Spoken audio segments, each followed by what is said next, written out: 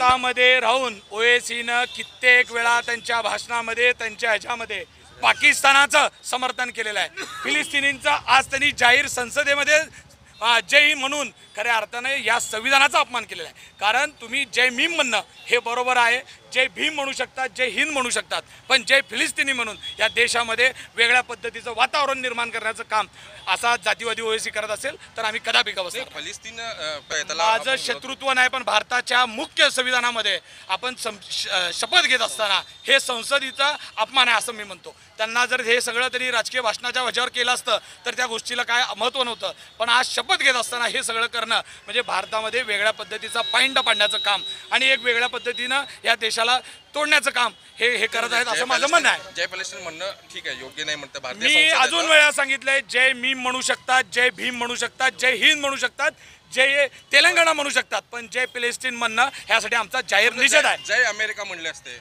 मी तेच सांगतोय, जय इंग्लंड म्हणले असते, मी इंग्लंडचंही समर्थन करणार नाही, अमेरिकेचंही समर्थन करणार नाही। या भारताच्या संविधानामध्ये या हिंदुस्थानामध्ये जे काय म्हणायचं ते फक्त जय भारत म्हणावं लागेल, जय हिंद म्हणावं लागेल।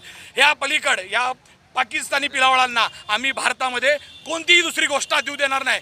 छत्रपती शिवाजी महाराज की या देशाचं सर्वोच्च मंदिर म्हणून या भारताची संसद आहे आणि या संसदेमध्ये आज देशातले सर्व खासदार शपथ घेत असताना प्रत्येकाने आपल्या आपल्या धर्माचा असेल, आपल्या आपल्या सगळ्या गोष्टींचा जयघोष केला आणि हे करत असताना हैदराबादचा MIMचा खासदार ओएसी यांनी जय फिलिस्तीन असा उल्लेख करून भारताच्या संविधानाचा अपमान केलेला आहे। भारतात राहून ओएसी सातत्यानं पाकिस्तानाचं समर्थन करत आलेलं आहे, भारतात राहून फिलिस्तीनचं समर्थन करण्याचं काम ह्या ओएसी करत आहे।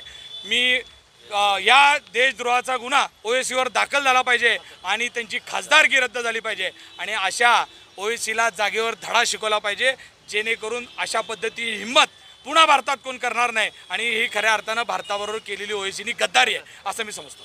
ही केवळ शिवसेनेच्या जिल्हा संपूर्ण शिवसेनेची अशी भूमिका आहे।